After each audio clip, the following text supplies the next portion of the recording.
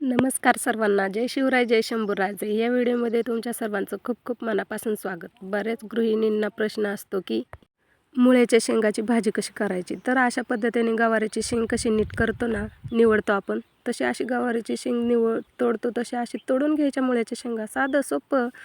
काय माहिती नसेल तर मला विचारत जावा, मला माहिती नसेल तर मी तुम्हाला विचारते, तुम्ही मला सांगा. सेम टू सेम बायकांचा हाच सर्वसामान्य प्रॉब्लेम आहे. तर बघा, मी अशा पद्धतीनं सगळ्या शेंगा नीट करून घेतल्या मुळ्याच्या. इकडं मटकीची डाळ व्यवस्थित निवडून स्वच्छ करून घेतली. लसूण सोलला, आता ते नकलून घेते.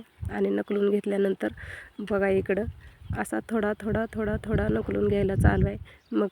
मग काय तुमचं काय चाललं आहे, कसं चाललं आहे सांगा कमेंट करून. आणि बाय द वे, ताईचे व्हिडिओ बघायला तुम्हाला आवडतात का नाही कमेंट करून सांगा. मग इकडं काय लसूण नकलून झाला पूर्णपणे. आणि आता इकडं पुढची प्रोसेस.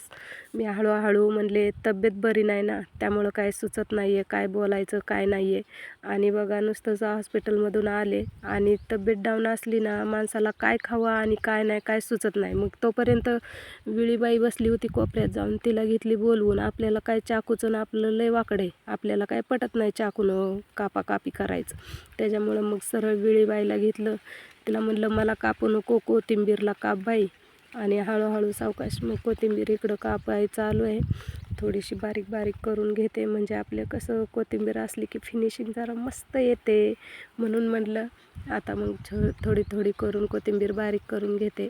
आणि तुम्हाला माझे व्हिडिओ बघायला आवडतात का कमेंट करून नक्की सांगा. आणि नवीन असाल तर चॅनलला सबस्क्राईब करून घ्या. व्हिडिओ पूर्ण बघा, स्किप न करता. शेतकरी ताईला सपोर्ट करताय, खूप खूप धन्यवाद तुमचे. आणि त्यानंतर इकडं कोथिंबीर चिरत होते तोपर्यंत इकडं काय बेडकू डराव ये बापरे, म्हटलं माझ्याच पदरी कसं काय सगळं यायला लागलं. मला लय भीती वाटते, तीच गोष्ट होती माझ्या बाबतीत. आणि इकडं बघा मग नंतर म्हटलं जाऊ द्या असो. आणि गॅस चालू केला. त्यानंतर भांडं ठेवलं त्यावर. आता नुसत्या हे आपल्याला कोणाकोणाला मुळ्याच्या शेंगाचा वास येतो. मग त्यासाठी काय करायचं, शेंगा धुवून घ्यायच्या आणि अशा पद्धतीनं जरा भाजून घ्यायच्या. थोडंसं तेल टाकू शकता किंवा बिगर तेलाच्या भाजल्या तरी चालतं.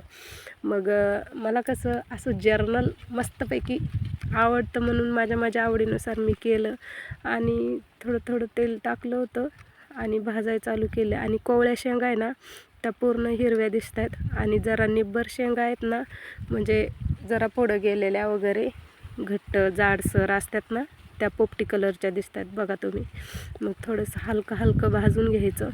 मग इकडं हलकं भाजून झालं माझं. इकडं काढून घेतलं एका ह्याच्यात.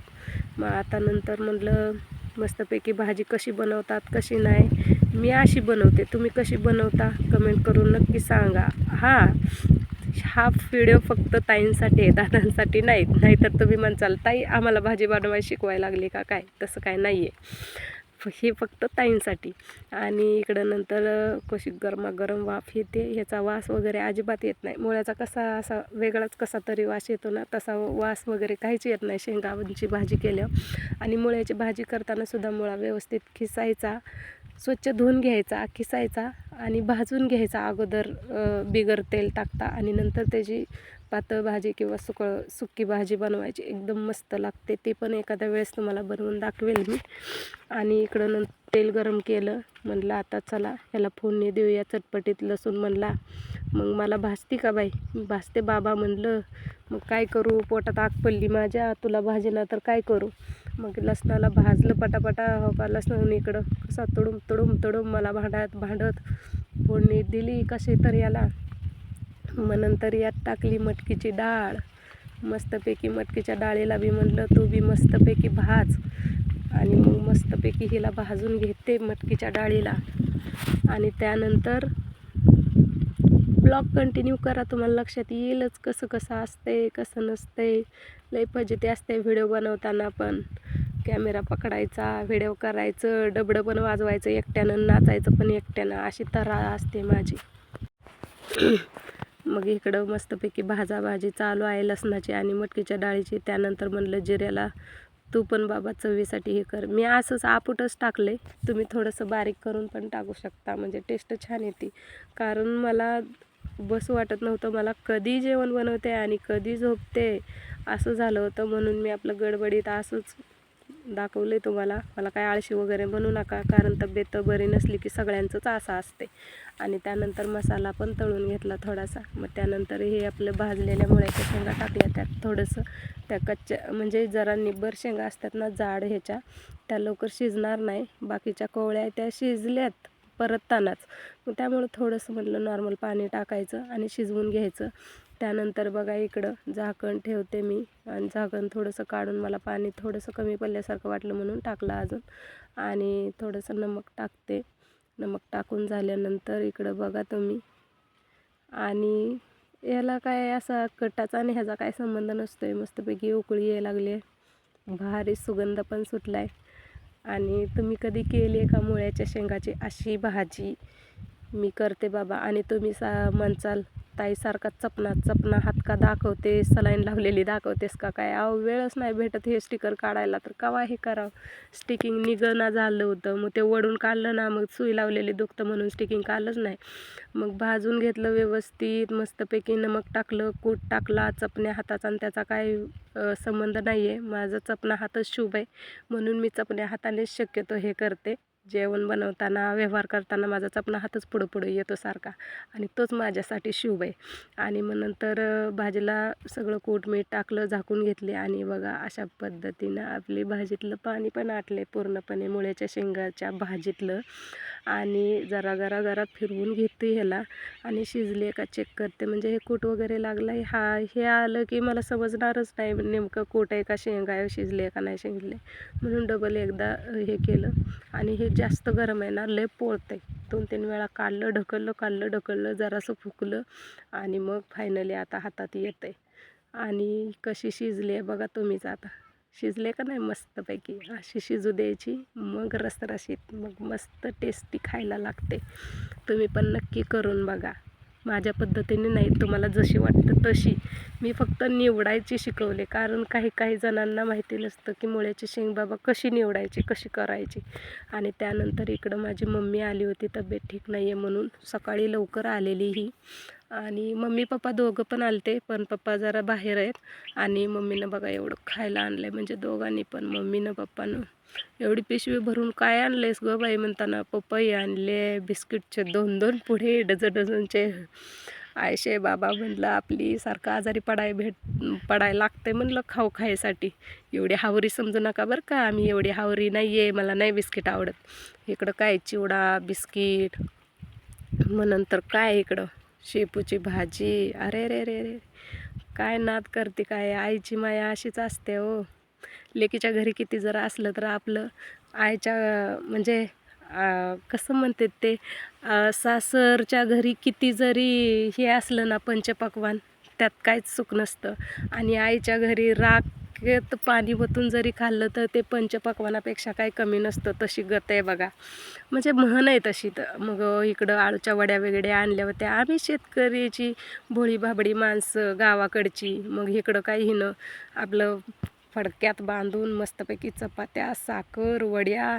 आणि इकडं हे काय म्हणतात बंबई मीटर आणलं होतं. मला लहानपणी लय आवडायचं म्हणून हिनं बंबई मीटर पण आणलं होतं. आणि त्यानंतर अजून काय काय काढते, काय पता चलं ना. काकडीसुद्धा नाद करते काय, अशी आईची माया असते बघा. किती पिशवी भरून आणली, आणि पिशवी ही पण संपवली. अरे अरे अरे अरे, बोर पण आणलेत, ॲपल बोर. वा, माझ्या आवडीचं बोर आहे हे. मग कसलं भारी आहे ना, नाद करते काय, अशी आई असायला पाहिजे. आणि इकडं मग काय छोटेसे पॉपकॉर्नवाले पुडे बिडे मस्त. अगं बास्कर म्हणलं किती आणतेस, मग आई आली आहे म्हणलं काय तर तुला स्पेशल बनवते. तू एवढं आणलं मी थोडं तर बनवायला पाहिजे का नाही. मग आईला काय, मग इकडं ही कोय बघू शकता, हे आंबा किसून घेतला. तिला म्हणलं मस्तपैकी आंब्याची चटणी बनवते तुझ्यासाठी. मग तिच्यासाठी इकडं चालू आहे आंब्याची चटणी बनवायची. किसून वगैरे तर घेतला आहे. मग ह्यात हिरव्या मिरच्या, लाल मिरच्या, जिरं, लसूण सगळं टाकून बारीक करून घेतलं. हळद पण घेतली इथं काढून. कोथिंबीर आहे एकीकडं. नंतर इकडच्या साईडला जिरं पण आहे इकडं घेतलं आहे. याच्यात बारीक केलं तरी पण एक्स्ट्रा घेतलं आहे. आणि इकडं कांदा टमॅटो हे करून घेतलं, चिरून घेतलं. आणि नंतर त्यात परतायला चालू करायला लागले. आईला म्हणलं तुला मोबाईल पकडा येईल का गं, पकड. ती बोलली, नाही बाई मला काय तसलं येत नाही बया, तुझं तू कर बया. मग म्हणलं बरं बया, माझं मी करते बया.